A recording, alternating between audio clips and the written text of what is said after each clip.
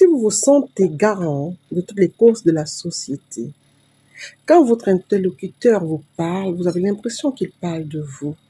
Vous ne l'écoutez pas.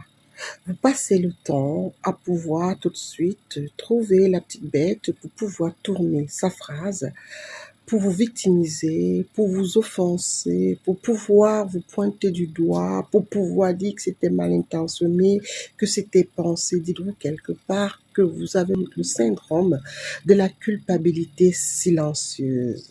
Ce syndrome, je l'ai découvert tout en observant autour de moi mes proches, les personnes avec qui je converse, les personnes avec qui j'échange, qui vont tout de suite tourner vos propos. Je vous prends des exemples simples. Quand vous avez pour envie de pouvoir vous exprimer sur un sujet et que vous donnez votre avis réel dans une pensée positive pour pouvoir vous déjà sortir cette colère, cette frustration que vous avez de pouvoir ne pas agir ou avoir les moyens de pouvoir aider, vous pouvez employer le thème. Franchement, il y a des gens qui sont feignants.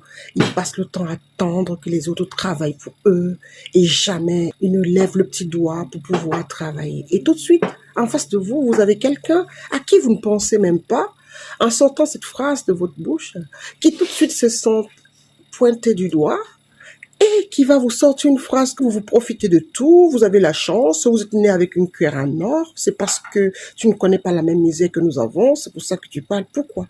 Parce qu'il s'est senti garant d'être le protecteur de tous les maux de la société. C'est-à-dire que cette culpabilité silencieuse qu'il a fait en sorte qu'il n'écoute plus, que les tournures des phrases même des proches, des amis, des personnes aimées, des gens qu'il a de l'estime pour sont tout de suite tournés au désavantage parce qu'ils se sentent tout de suite pointés du doigt. C'est des gens qui vont chercher à se valoriser sur tout et sur rien et qui vont éviter de pouvoir recevoir de vous une ouverture intellectuelle qui vous permet de pouvoir vous exprimer parce que vous aussi vous avez le droit de pouvoir évacuer la colère sociale ou la colère du quotidien.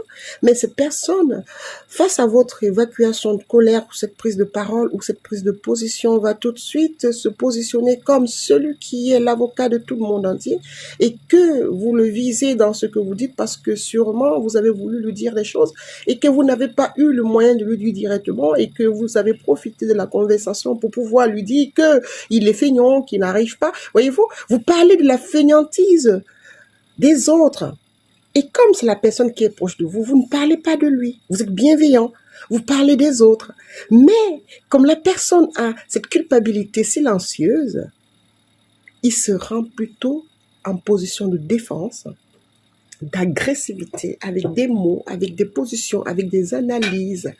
Et il se victimise. Et il analyse. Et il comprend que vous avez dit que vous ne voulez pas marcher avec les pauvres.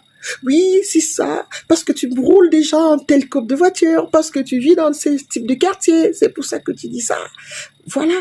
Donc, cette personne est restée fermée, ancrée dans une culpabilité sociale où il n'arrive pas à évacuer, où il ne comprend plus le sens réel des conversations, où il prend tout au premier degré, où il ne veut plus avoir une ouverture morale tolérante, même envers ses proches. Et ce qui se passe, c'est quoi? C'est que ça ferme la porte à beaucoup d'histoires. Les histoires d'amour, les histoires de famille, les histoires d'amitié de longue haleine, tout simplement. Pourquoi?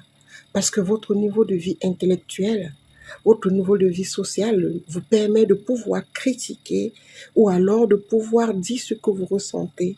Mais c'est mal perçu tout simplement parce que vous avez une différence de vie sociale entre votre ami ou la personne avec qui vous échangez et vous. Et quand c'est comme ça, prenez souvent la peine de pouvoir mieux comprendre, soit d'éviter de trop converser avec cette personne, car vos prises de parole, avec vos idées, avec votre façon de voir la vie, avec votre évolution sociale ne conviennent plus à sa position sociale. Tout simplement pourquoi? Parce que sa position sociale enferme, sa position sociale l'empêche de pouvoir voir la vie comme vous la voyez. Il ne peut pas vivre votre vie, il ne peut pas vivre la satisfaction d'être dans le milieu où vous êtes. Il peut tout de suite voir que vous êtes dans une agressivité parce que vous avez eu une ascension de vie sociale qui ne correspond plus à la sienne. Donc, faites attention à repérer ce genre de personnes que ce soit votre frère, que ce soit même l'homme de votre vie, que ce soit votre sœur, de pouvoir faire attention.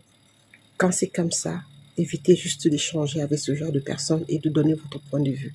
Tout simplement pourquoi? Parce que le fossé de compréhension est immense et immense. Vous n'arriverez jamais. Voilà, donc on se dit à très bientôt. Soyez toujours intelligents, sages. Et puis votre meilleure jauge sociale, c'est vos proches, c'est la vie autour de vous. Soyez très attentifs. Bye bye bye.